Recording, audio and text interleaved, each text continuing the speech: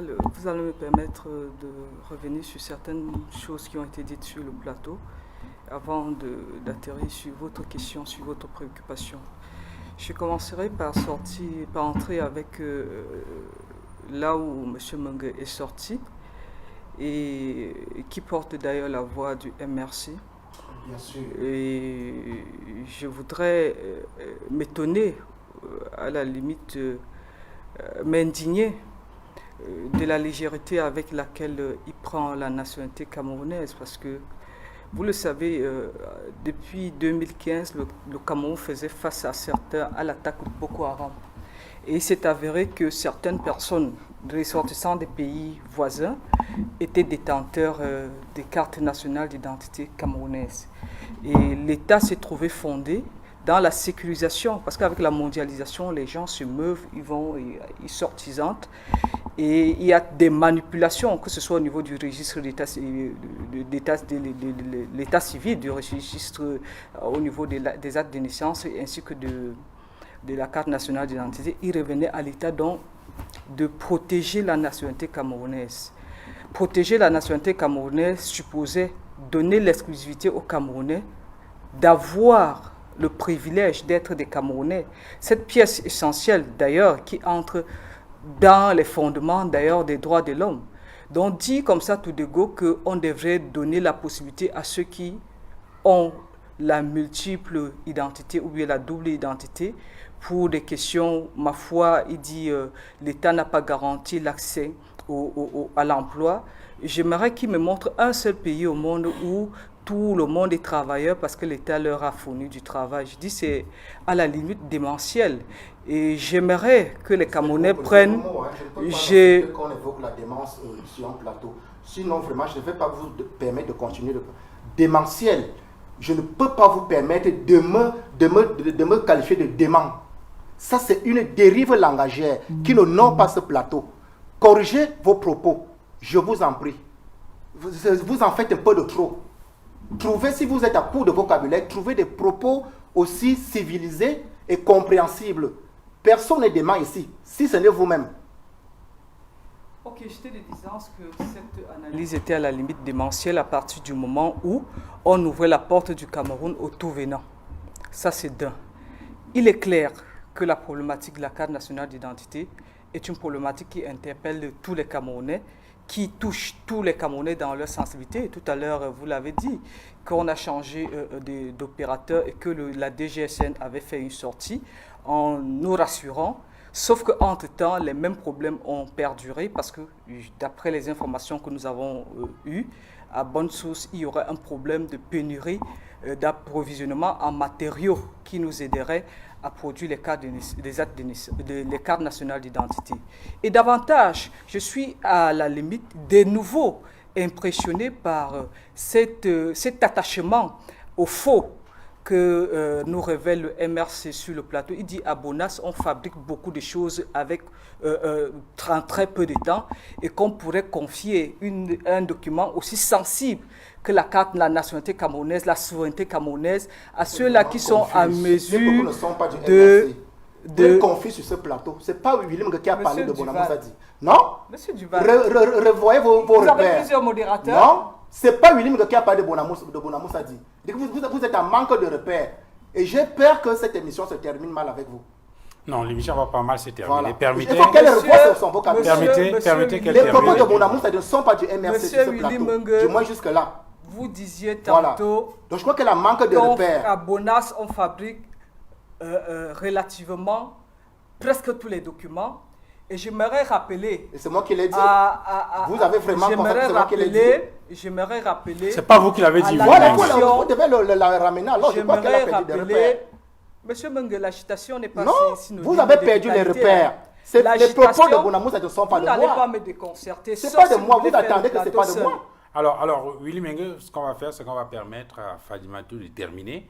Et après, évidemment, on va corriger. Je voulais juste rappeler que Bonas a été évoqué ici par Aristide Mono, qui indiquait qu'il voulait mettre en relief le fait que les Camerounais sont capables. Il y a on dit génie, ils sont capables, n'est-ce pas, d'être mobilisés. Enfin, que ce génie, ces ressources peuvent être mobilisées pour régler un certain nombre de questions. Je crois que c'est ce que... Le MRC a dit sur ce plateau que les gens changent les âges parce qu'ils voudraient travailler. Il est normal que quelqu'un soit né... C'est un constat, madame. Quelqu'un soit né... Alors Jojo, l'opinion, c'est un constat. Si plusieurs Camerounais aujourd'hui se sont retrouvés en position de double filiation, c'est parce que les diplômes qu'ils ont obtenus dans les délais n'ont pas pu avoir les opportunités. Allez faire votre propre enquête dans votre propre quartier. Ce n'est pas parce que ça sort de la bouche, mais c'est ça la stricte réalité. Très bien. Ça veut dire que l'État n'a pas eu la capacité de contenir la demande d'emploi d'une certaine génération dans ce pays. C'est ça qui motive la modification des filiations. C'est une vérité crue. Ok. Oui, Willy Mengue, je voulais juste rappeler qu'il est important de permettre à... Pour qu'elle soit dans le rail. Je vous en prie. Elle n'est pas dans le rail. Je vous en prie, permettez à Natacha... Je ne peux pas vous permettre de continuer à vociférer sur ce plateau. Vous allez m'attaquer, je vais réagir automatiquement. Je ne vous demanderai, je ne vous permettrai pas. J'observe que vous êtes... S'il vous plaît, permettez que je fasse une mise au point. Alors, Willy Mengue, je sais que vous pouvez ne pas être d'accord avec ce qui est dit par Natacha Fadimatou, mais le plus important, c'est de permettre effectivement qu'elle termine. Et tout à l'heure, vous aurez la possibilité de reprendre la parole. Et lorsque vous aurez votre tour de parole, vous pourrez lui répondre en choisissant vos vocabulaire approprié. La seule condition, n'est-ce pas, c'est que tout se passe dans le respect, la courtoisie. Ceci dit, vous permettez à Natacha Fadimatou de reprendre la parole et terminer son propos. Je vous en prie, madame, allez-y. C'est davantage important de le rappeler qu'il est important que les uns et les autres prennent des notes. Tout à l'heure, j'ai écouté des choses à la limite qui sortent de l'ordinaire. J'aurais pu me comporter comme c'est le cas avec votre panéliste. Sauf que je me dis, la politesse voudrait déjà qu'on respecte le temps de parole de l'autre. Alors, cela dit... Et lorsque je le dis, je disais qu'il est aberrant qu'un parti politique qui prétend accéder à la magistrature suprême dans ce pays ait pour solution à la résolution d'un problème qui se veut ponctuel, parce qu'il faut le dire, du moins le branding, à la limite... l'ouverture de la nationalité camerounaise au tout venant. Qu'il y ait des problèmes, nous le comprenons, mais qu'il y ait des solutions hâtives à la limite démentielle, je dis non. Nous ne pouvons pas, nous, RDPC, nous estimons que la nationalité camerounaise est tellement chère que nous ne pouvons pas la brader au tout venant. Nous revenons également sur les... Bon, je préfère faire fi de monsieur des développements de monsieur Mono qui rentre fort naturellement dans ses approches des parapolitiques. Donc, pour le moment, nous estimons que, moi, personnellement, en tant que parti politique, j'estime qu'il est dans sa liberté de dire tout ce qu'il... Et s'il estime que l'État n'existe pas et qu'il fait partie de l'État, et cela implicitement explique que lui-même, il n'existerait pas. Bon, si c'est ça son analyse, je suis tout à fait d'accord avec lui. Je reviens maintenant sur... Je prends une précision pour vous relancer, s'il vous plaît. Alors, vous avez critiqué l'approche du MRC sur la résolution de cette crise. Vous n'êtes pas d'accord avec le docteur Mono sur son analyse. Alors, de votre point de vue, qu'est-ce qu'il faut faire concrètement? Monsieur Duval, des choses ont été dites. Il est de notre responsabilité d'éclairer les Camerounais. C'est ce que vous êtes en train de faire. Je suis en train de le faire. Permettez-moi que j'évolue. Laissez-moi dire des bêtises, je vous en prie. Comme les autres l'ont fait tout à l'heure. Vous ne les avez pas coupées, vous les avez laissés évoluer. Donc, j'étais de disance qu'il est aberrant de dire des choses qui ne sont pas vraies. L'État, dans sa politique de la sécurisation de la nationalité camerounaise, avait engagé en 2016 une opération d'identification et de la digitalisation des pièces officielles. Entre autres, la carte nationale d'identité, les cartes professionnelles, les actes de naissance avec le BICREP. Les actes de naissance précisément parce que se rendaient compte justement que plusieurs personnes n'étant pas des Camerounais, étant vraisemblablement pas des Camerounais, détenaient des actes de naissance du Cameroun et se faisaient établir des cartes nationales d'identité. Ils revenaient à l'État et vous remarquez aujourd'hui que la carte nationale d'identité a une puce qui permet d'avoir toutes les filiations à un seul clic de la personne détentrice de cette pièce officielle. Quand nous disons qu'il est à la limite difficile d'établir les actes de naissance, je crois que nous pourrions encore dire on doit sensibiliser les parents à la déclaration de naissance. Parce que la plupart du temps, lorsque les hôpitaux donnent des documents après l'accouchement, les parents ne sont pas, du moins, ouverts à aller faire le document qui est le tout premier document qui donne l'existence officielle à un enfant. Or, dans notre pays, en dehors des mairies, nous avons des centres d'état civil, des secrétaires d'état civil qui sont dans tous les villages, généralement, qui peuvent facilement établir. Donc, dit qu'il est très difficile d'obtenir l'acte de naissance, je dirais que non.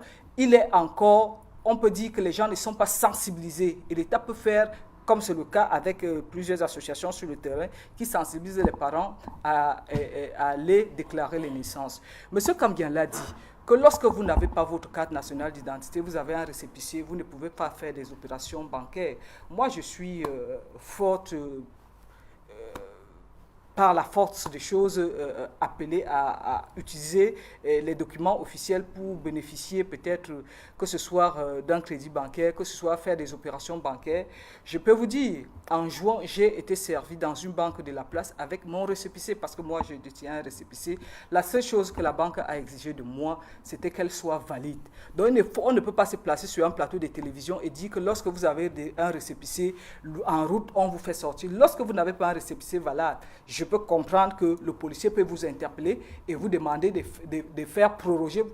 Vous demandez pourquoi vous n'avez pas fait proroger votre carte. Mais si votre récépissé est prorogé, je ne vois pas pour quelle raison un policier qui est appelé à assurer la sécurité des hommes et des biens se permettrait de faire descendre un citoyen camerounais. Généralement, ça arrive quand le récépissé n'est pas prorogé.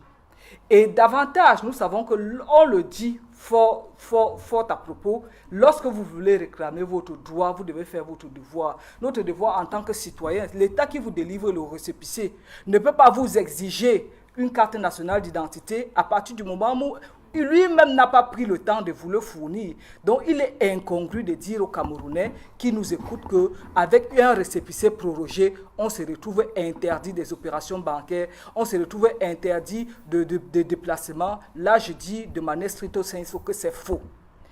Lorsque cela est dit,